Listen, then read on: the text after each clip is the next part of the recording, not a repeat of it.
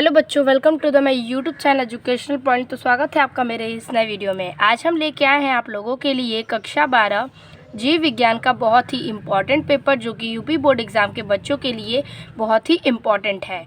हम आज देखेंगे आपको मेंडल का नियम। मेंडल का नियम बहुत ही इम्पॉर्टेंट है और क्लास 10th और 12th दोनों बच्चों के लिए ही मेंडल का नियम जो है आपके एग्ज़ाम में पूछे जाने वाले हैं। ठीक है, मेंडल का नियम दीर्घ उत्तरीय प्रश्न में आते हैं। ये आपके 5 नंबर के पूछे जाने वाले प्रश्न हैं। ठीक है, तो क्वेश्चन जो है मैं आपको इस वीडियो में तीनों नियम का उल्लेख करूँगी। जिस नियम का भी उल्लेखन आपको पूछेगा, आप उसका उल्लेख करके उसके फिगर को बना सकते हैं। अगर तीनों फिगर को बोलेगा तो आपको तीनों फिगर का व्याख्या करने के बाद उसका फिगर दर्शाना होगा कि किस प्रकार उन्होंने अपना नियम दिया था। तो क्वेश्चन है कि मेंडल का नियम क्या है, चित्र की सहायता से बताइए, या फिर मेंडल के नियमों का वर्णन कीजिए।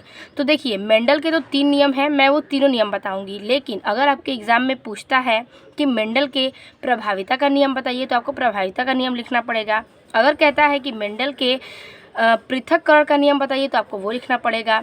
तो आपकी जो तीनों नियम है, अगर वो ही पूछते हैं तो आपको जो पूछेगा आपको वो सिर्फ वही लिखना है। तो हम इस वीडियो में तीनों नियम को देखेंगे फिगर के साथ।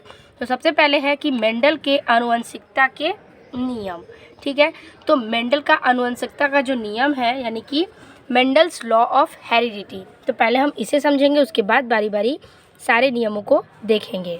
ठीक है, तो देखिए, मेंडल ने उद्यान मटर पर किए गए संकरण प्रयोगों के आधार पर आनुवंशिकता के 3 नियम प्रतिपादित किए।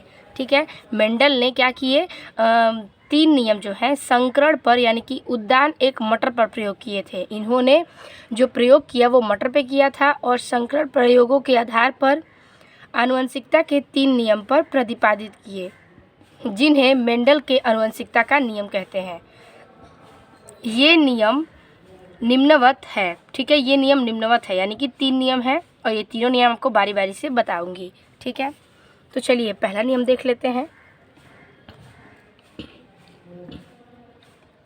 पहला नियम कह रहा है कि प्रभाविता का नियम। तो प्रभाविता का नियम यानी कि लॉ ऑफ डोमिनेंस। तो सबसे पहले हम प्रभाविता के नियम को समझेंगे, फिर इसके फिगर की सहायता से देखेंगे। तो इसमें हम लिखेंगे कि इस नियम के अनुसार जब 2 विपरीत लक्षणों वाले 2 पौधे शुद्ध का संकरण कराया जाता है। इस नियम के अनुसार होता है जब 2 विपरीत लक्षणों वाले पौधे मिलते हैं तो उसका संकरण कराया जाता है। तब प्रथम संतानीय पीढ़ी में एक लक्षण दिखाई देता है। जब इसका क्या किया जाता है, एक दूसरे से 2 अलग अलग पौधों में संकरण कराए जाते हैं तो इसका संतानीय पीढ़ी जो कि है वो उसके लक्षण दिखाई देने लगते हैं, प्रथम संतानीय पीढ़ी, तथा दूसरा लक्षण छिपा रह जाता है। दिखाई देने वाली लक्षण प्रभावी लक्षण तथा छिपी रहने वाली लक्षण को अप्रभावी लक्षण कहते हैं। इस नियम को प्रभाविता का नियम कहते हैं। यानी कि जो नियम मतलब कि जो लक्षण दिखाई दे वो प्रभावी लक्षण है और जो लक्षण दिखाई न दे वो अप्रभावी लक्षण है। तो यही हो गया आपका प्रभाविता का नियम। आगे कह रहा है कि जब F1 पीढ़ी के संकरण पादपों में स्वपरागण कराया जाता है तो द्वितीय पीढ़ी में पृथक लक्षण 3 संबंधी 1 है, तो द्वितीय पीढ़ी में पैतृक लक्षण 3 संबंधी 1 निश्चित अनुपात में पृथक हो जाता है। तो ये जो F1 पीढ़ी के संकरण पादप हैं वो स्वपरागण करा के द्वितीय पीढ़ी में पैतृक लक्षण यानी कि 3 संबंधी 1 के निश्चित अनुपात में पृथक हो जाते हैं।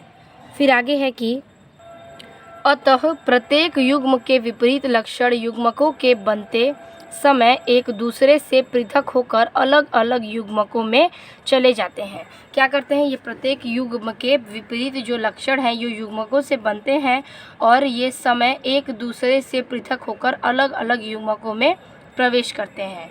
यहाँ पे देखिए, ये फिगर है आपका। ठीक है, फिगर को आप अच्छे से बना लीजिएगा, बहुत ही ईजी पहले नियम का फिगर है। तो हम फिगर में बनाएंगे आपको इस प्रकार से। सबसे पहले लिखेंगे शुद्ध लंबे पौधे, जो कि टी है, कैपिटल टी। यहाँ पे शुद्ध बौने पौधे जैसे कि स्मॉल टी, इन दोनों का संकरण यानी कि एक टी और इसका एक टी से कराएं तो प्राप्त होता है कैपिटल टी स्मॉल टी।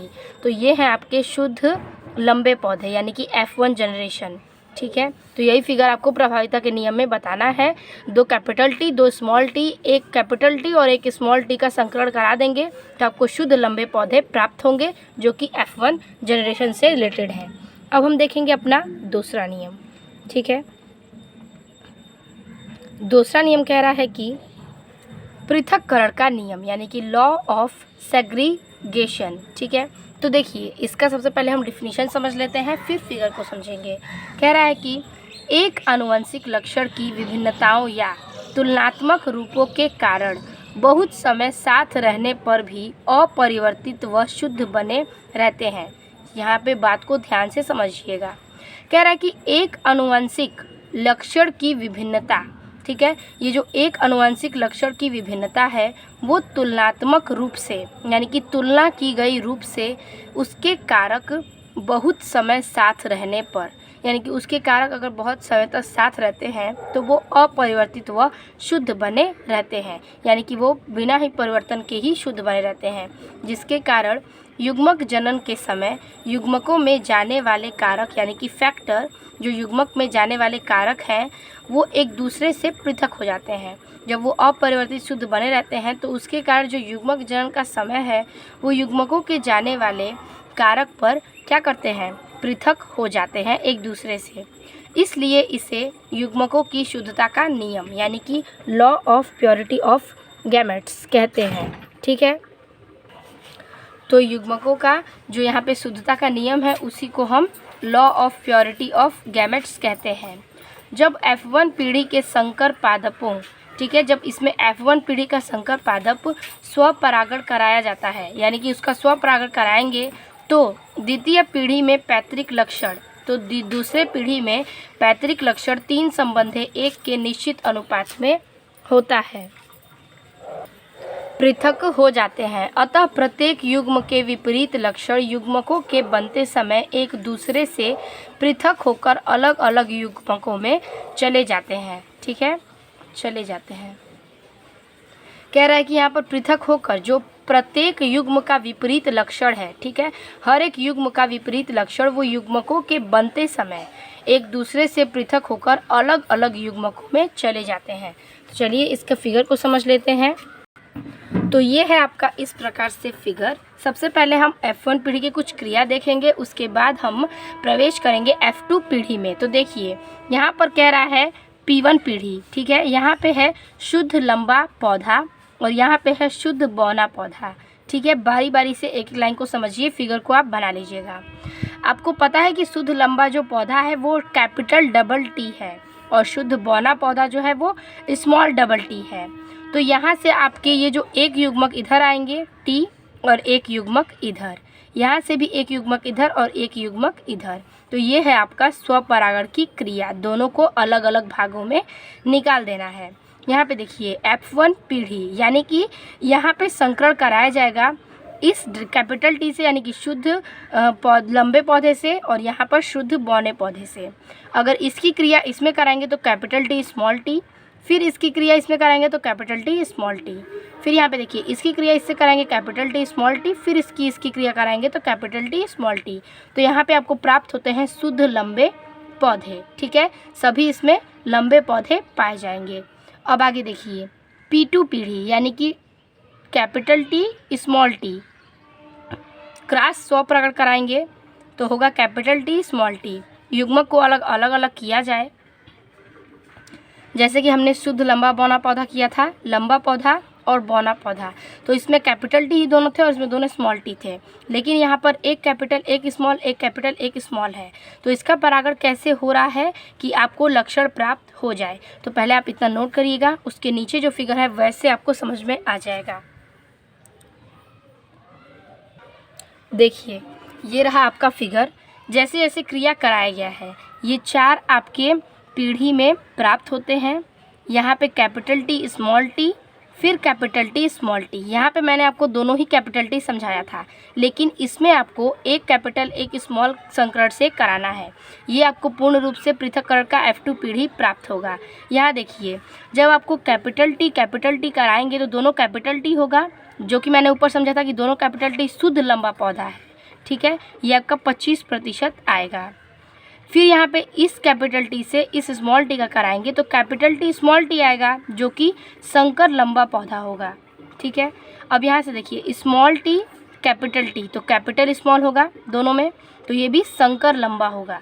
संकर लंबा ये टी का ये टी से कराएंगे तो डबल टी प्राप्त होगा, और ये होगा आपका शुद्ध बौना पौधा। ये चारों आपके 25% में बट गए हैं, तो यहाँ पे होगा 25 संबंधे 50 संबंधे 25। कैसे? तो देखिए, ये दोनों संकरण मिल रहे हैं, तो 25 से 25 अगर मिलेगा तो 50 होगा। पहला 25 था, दूसरा जो है वो है 50, और तीसरा जो है वो है 25। तो अगर इसे हम 25 से कटा दें तो 25 से एक बार में, 25 दूना 50 दो बार में, 25 से कम 25। ये आपके एक संबंधे दो संबंधे एक आ रहा है। यहाँ पे ये जो नोटिस है वो आप नोट ज़रूर करिएगा। अगर आप इसे लिखते हैं तो आपके प्लस पॉइंट होंगे फिगर के बाद। लक्षण प्रारूपिक अनुपात, लंबे बौने यानी कि 3 संबंधे 1। जिन प्रारूपी अनुपात यानी कि शुद्ध लंबा double T is equal to 1, double T एक ही है। शंकर लंबा यानी कि टी और कैपिटल टी स्मॉल टी यानी कि ये 2 है तो लिखेंगे 2। शुद्ध बौना यानी कि डबल टी यानी कि 1। तो ये तीनों अनुपात जो कि है यहाँ पे प्राप्त होता है। तो तीनों अनुपात कहाँ से प्राप्त हुए आप इसमें नोट कर सकते हैं, और ये पूरा फिगर आपको इस पृथक्करण के नियम में बनाना है। तो ये हो गया आपका इसका नियम। अब हम देखेंगे अपना तीसरा नियम। तीसरा नियम है स्वतंत्र अपव्यूहन का नियम, यानी कि लॉ ऑफ इंडिपेंडेंट असॉर्टमेंट। ठीक है, असॉर्टमेंट। तो ये हो गया आपका स्वतंत्र अपव्यूहन का नियम। अगर क्वेश्चन पूछता है कि सिर्फ स्वतंत्र अपव्यूहन का नियम का उल्लेख कीजिए चित्र की सहायता से, तो भी आप इसको लिख सकते हैं। तो सबसे पहले हम स्वतंत्र अपव्यूहन का नियम को देखेंगे। देखिए, इसे स्वतंत्र प्रति सम्मिश्रण का नियम कहते हैं। क्या कहते हैं? इसे स्वतंत्र प्रति सम्मिश्रण का नियम भी कहते हैं। इस नियम के अनुसार एक आनुवंशिक लक्षण का प्रभावी कारक स्वतंत्र रूप से दूसरे लक्षण के प्रभावी कारक से नहीं बल्कि अप्रभावी कारक से भी मिल सकता है। तो पहले हम यहाँ तक समझ लेते हैं। यहाँ पे क्या कह रहा है कि इस नियम को हम प्रति सम्मिश्रण भी नियम का कहते हैं। इस नियम के अनुसार एक आनुवंशिक लक्षण, यानी कि इस नियम में जो एक आनुवंशिक लक्षण है वो प्रभावी कारक है। ठीक है, जो स्वतंत्र रूप से दूसरे लक्षण में प्रभावित कारक से ही नहीं बल्कि अप्रभावी कारक से भी मिल सकता है। यानी कि इसका जो कारक है वो स्वतंत्र है, वो एक ही कारक से नहीं बल्कि दूसरे प्रभावी कारक से भी मिल सकता है। ठीक है, और एक लक्षण अप्रभावी कारक और दूसरे के प्रभावी कारक से ही नहीं बल्कि अप्रभावी कारक से भी मिल सकता है। तो यहीं पर फिर कह रहा है कि एक लक्षण न कि अप्रभावी कारक से, यानी कि ये प्रभावी और अप्रभावी दोनों से ही प्रथम या द्वितीय दोनों ही नियमों में मिल सकता है, क्योंकि ये स्वतंत्र है। ठीक है, यहाँ तक आपको समझ में आ गया। अर्थात किसी जीव में एक लक्षण की वंशागति दूसरे लक्षण की वंशागति से पूर्णतया स्वतंत्र होती है। ये क्या होती है?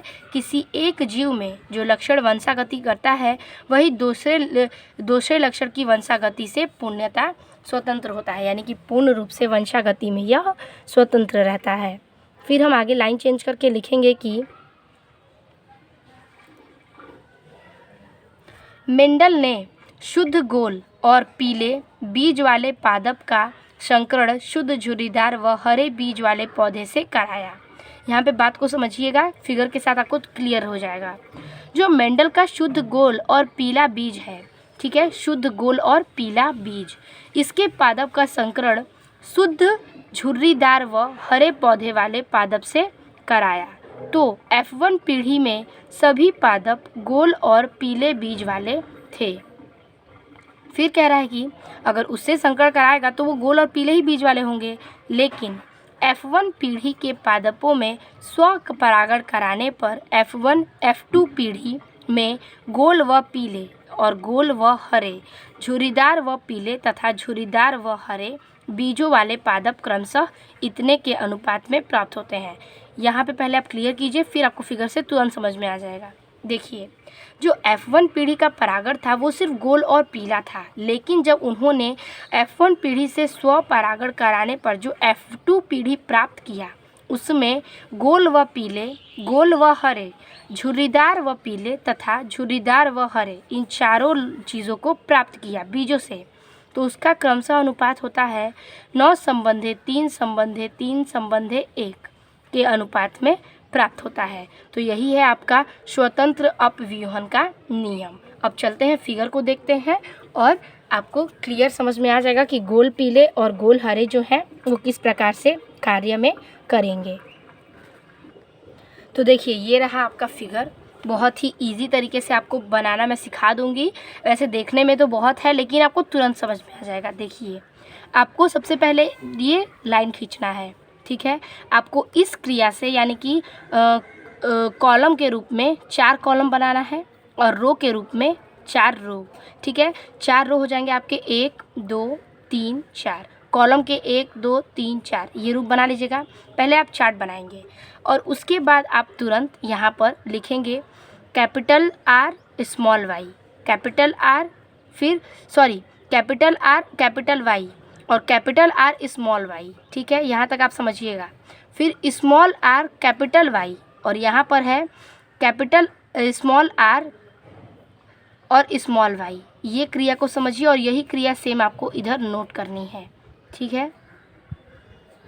देखिए, capital R capital Y, capital R small y, small r capital Y और स्मॉल r स्मॉल y। अब इस क्रिया को आपको एक दूसरे से कराते जाना है। जैसे ही आप इसको प्रदर्शित कर देंगे, आपको सिर्फ यही लाइन याद करनी है, उसके बाद बहुत ही ईजिली आपको सारा समझ में आ जाएगा, ठीक है। तो आप इसकी क्रिया इससे करवाएंगे, ठीक है। इसकी क्रिया जो है वो आप इन चारों में बारी बारी से कराएंगे तो आपका ये लाइन फुल होता जाएगा। अगर R और Y से क्रिया कराते हैं RY का, तो आपको प्राप्त होता है 2 कैपिटल R और 2 कैपिटल Y जो कि गोल पीले हैं, ठीक है। फिर देखिए, इसकी क्रिया इससे कराएंगे तो हो जाएगा आपका 2 कैपिटल R, 1 कैपिटल Y और 1 स्मॉल y। तो ये भी हो जाएगा आपका गोल पीला। इसकी क्रिया फिर इससे कराएंगे तो 1 कैपिटल 1 स्मॉल, 1 कैपिटल और फिर 1 कैपिटल, यानी कि कैपिटल स्मॉल कैपिटल कैपिटल, यानी कि गोल पीले। फिर इसकी क्रिया इससे कराएंगे तो हो जाएगा R R और Y Y, ठीक है, गोल पीले। ये आपका पहले लाइन में पूरा गोल पीला होगा। इसकी क्रिया आप इससे कराएंगे, ठीक है। तो R R, ठीक है, कैपिटल Y स्मॉल y, ये भी गोल पीला है क्योंकि इसकी क्रिया आप यहाँ से देख रहे हैं, ठीक है। अब देखिए, इस RY का इस RY से कराएंगे तो 2 कैपिटल 2 स्मॉल होगा ही, ठीक है। तो ये हो जाएगा आपका यहाँ से चेंजेस, यानी कि गोल हरे, ठीक है। फिर आप इस क्रिया में देखिए कि गोल पीले मिलता है तो आपको फिर गोल पीले भरना है। देखिए, अब इस R का इस RY से करेंगे तो देखिए कैपिटल स्मॉल फिर स्मॉल कैपिटल हो गया। इसको भरेंगे गोल पीले क्योंकि यही क्रिया आपकी सेम यहाँ है, ओके। अब देखिए, इसकी क्रिया यहाँ से कराएंगे तो R फिर स्मॉल r Y Y, तो कैपिटल स्मॉल फिर दोनों स्मॉल, तो ये हो जाएंगे आपके, इसकी क्रिया से मिल रही है यहाँ से, ठीक है। तो ये हो जाएगा आपका गोल हरे। ये दोनों क्रिया याद रखिएगा, गोल हरे, और जो भी मिल रहे हैं वो है गोल पीले, ठीक है। अब इस RY से इस RY का तो कैपिटल स्मॉल RY सबकी क्रिया कराएंगे आप तो गोल पीले। फिर इसकी क्रिया इससे कराएंगे तो आपका आएगा RY Y जो कि है गोल पीले। फिर इसकी क्रिया इससे कराएंगे तो हो जाएगा दोनों स्मॉल R दोनों स्मॉल Y। तो जब दोनों स्मॉल आ जाएंगे तो आपका हो जाएगा झुर्रीदार पीले। फिर यहाँ से आपका इसकी क्रिया कराएंगे तो 2 स्मॉल और Y कैपिटल स्मॉल y, तो ये भी हो जाएगा झुर्रीदार पीले क्योंकि ये दोनों इसमें R क्या है, स्मॉल है। अगर इसके बाद दोनों Y स्मॉल हो जाएंगे तो हो जाएगा झुर्रीदार हरे। तो इस प्रकार से देखिए, यहाँ पे स्मॉल स्मॉल है, फिर यहाँ पे कैपिटल कैपिटल है, इसकी क्रिया कराएंगे तो हो जाएगा गोल पीले क्योंकि ये क्रिया इसमें मिल रही है। यहाँ से देखिए, इसकी क्रिया इससे कराएंगे तो हो जाएगा R R दोनों स्मॉल y, ये हो जाएगा आपका गोल हरे क्योंकि आपको इस लाइन में मिलेंगे, यहाँ है देखिए, ठीक है।